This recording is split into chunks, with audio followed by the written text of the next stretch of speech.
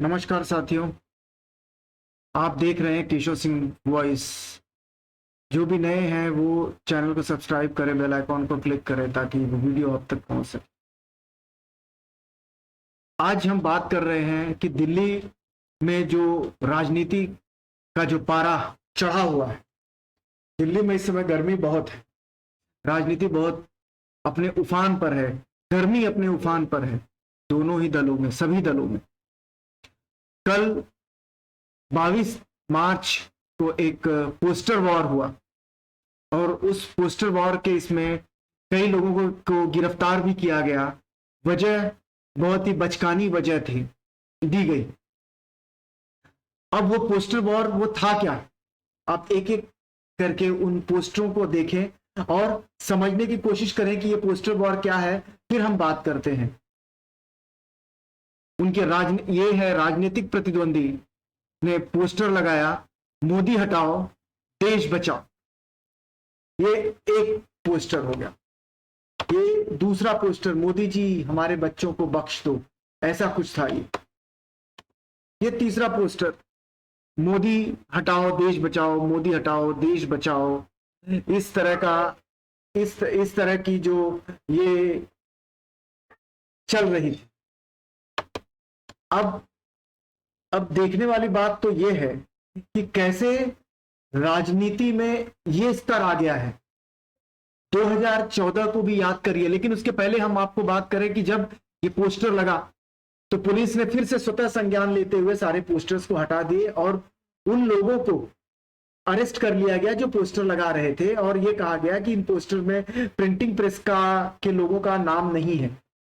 ये भी अपने आप में एक ये है कि प्रिंटिंग प्रेस के लोगों का नाम नहीं होना भी ये बतलाता है कि कैसे और किस तरह से ये सरकारें या लोग काम करते हैं, काम करने का तरीका क्या है। और जो पकड़े गए हैं, जिन कुछ लोगों पे जो एफआईआर दर्ज की गई है, वो एफआईआर दर्ज की गई है, वो मजदूर वर्ग के लोग थे, वो सभी मजदूर थे जिन लोगों पर ये एफआईआर दर्ज की गई है।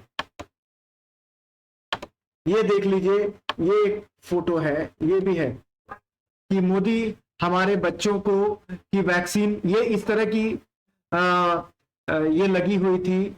जब वैक्सीन हमारे देश से बाहर भेजा गया था तो विरोधी दल ने, विरोधी पक्ष ने इस तरह की वैक्सीन का भी ये लगाया था। अब ये क्या ये इस देश में पहली बार हो रहा है?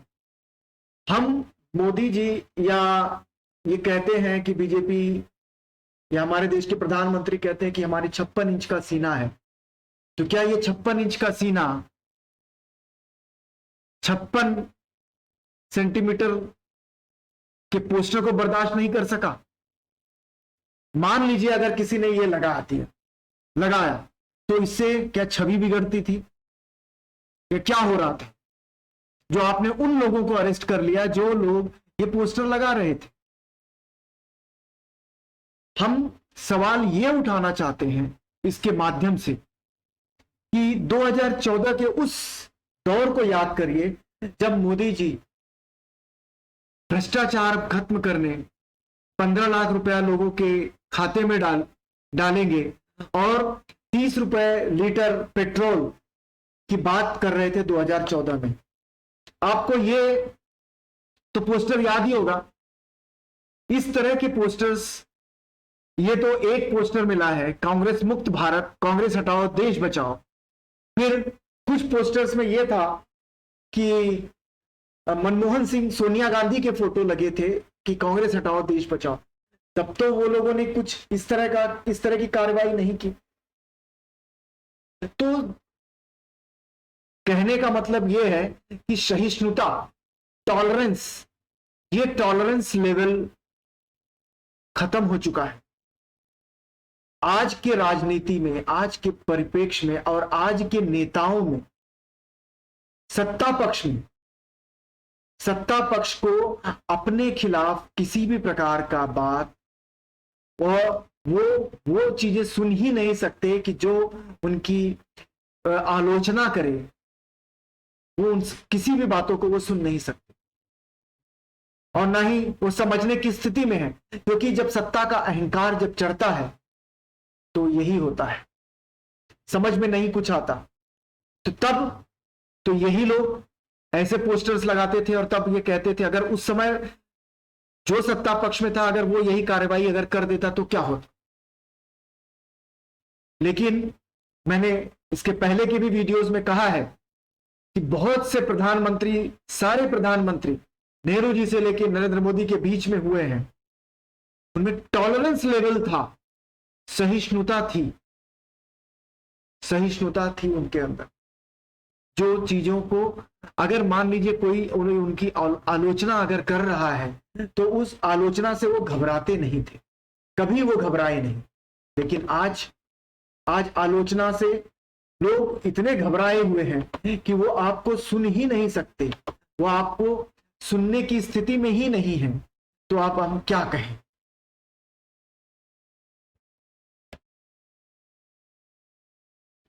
जो सहनशीलता जो है वो अब है नहीं किसी भी राजनीतिक दल में।